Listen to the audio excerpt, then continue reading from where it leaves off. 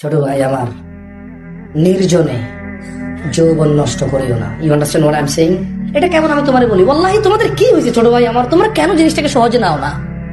হাসিও না, একটু মন, একটু দেখো, হাসলে তোমার ইচ্ছা।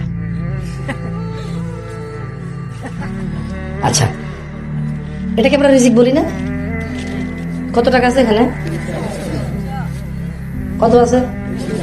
কেন নাই? আরেকশো কই? ফেলে দিছি, চলে যায় নাই। কি করছি?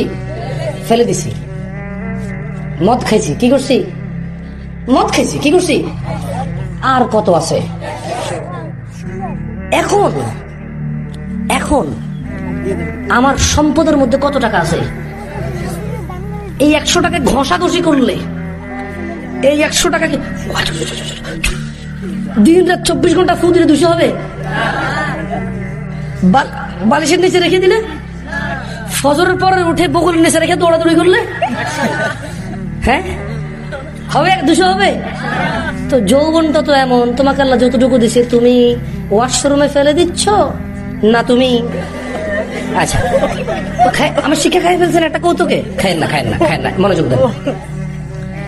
দেখো ছোট ভাই আমার, আল্লাহ নবী সাল্লাল্লাহু আলাইহি সাল্লাম বলছে, লা ইয়াজনি জানি, এত কথা বলি না তো প্লিজ।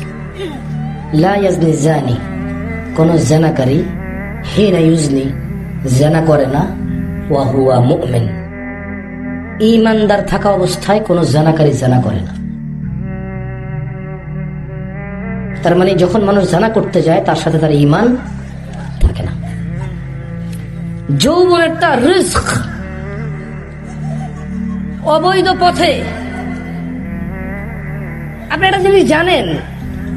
আচ্ছা, পৃথিবীতে এমন কোন জায়গা আছে যেখানে ছোট ভাই তুমি ঢুকে গেলে আল্লাহ তোমাকে দেখবেন, এরকম আছে? পানির নিচে, হোটেলে, গাছের নিচে, ছাদের উপরে, রাত্রিবেলায় আল্লাহ দেখবে না? দেখবে না? তো আল্লাহ নবী তো বলছে, আয়েশা রাদিয়াল্লাহু তাআলা আনহা বলছে যে, ইয়া উম্মাতা মুহাম্মদ, হে উম্মতে মুহাম্মদরা, মা আহাদুন আগয়ারা মিন আল্লাহ, তোমাদের মধ্যে আল্লাহর চাইতে অধিক মর্যাদার কারণ নাই।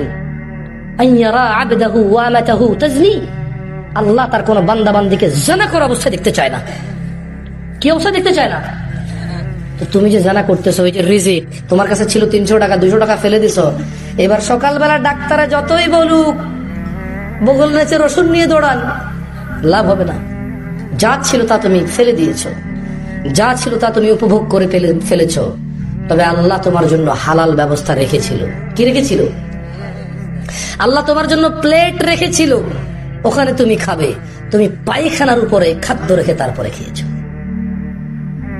আল্লাহ তোমাকে যৌবন দিয়েছে, একটা মেয়ের সাথে তোমার বিয়ের আল্লাহ তোমার তকদির দিয়েছে, সময় এসেছে ওই মেয়ের সাথে তোমার বিয়ে হয়েছে।